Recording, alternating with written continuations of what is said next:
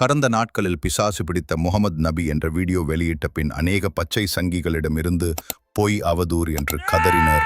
சில இஸ்லாமியர்கள் ஆதாரம் இல்லை என்று பச்சை பொய் கூறி முகம்மது இன்னும் குறைஷிகளின் கடவுள்களை வணங்கினார், எனவே அதை செய்வதை நிறுத்துமாறு அல்லாஹ் அவரை பல முறை கண்டித்தார். குர்ஆன் சூரா அல் முத்ததீர் வசனம் 1-5. முகம்மது அவர்களே, நீங்கள் எழுந்து நின்று உமது இறைவனை அச்சமூட்டியதை மாற்ற அவரை தூண்டிய ஏதோ ஒன்று நிச்சயமாக நடந்தது. குர்ஆன் வசனம் மற்றும் தப்சீர் ஆதாரத்துடன் சர்ப்ரைஸ்ட்.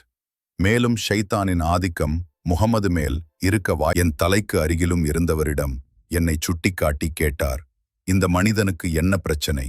பிந்தையவர், அவர் மாயஜாலத்தின் தாக்கத்தில் இருக்கிறார், கோத்திரத்தைச் சேர்ந்த ஒரு யூத மந்திரவாதி.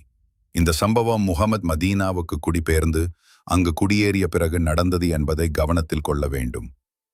முகமது மதீனாவிற்கு வந்தது அவரது தீர்க்க தரிசன வாழ்க்கையின் 13வது ஆண்டில் நடந்தது. அதாவது அவர் ஒரு தீர்க்கதரிசியான பிறகும்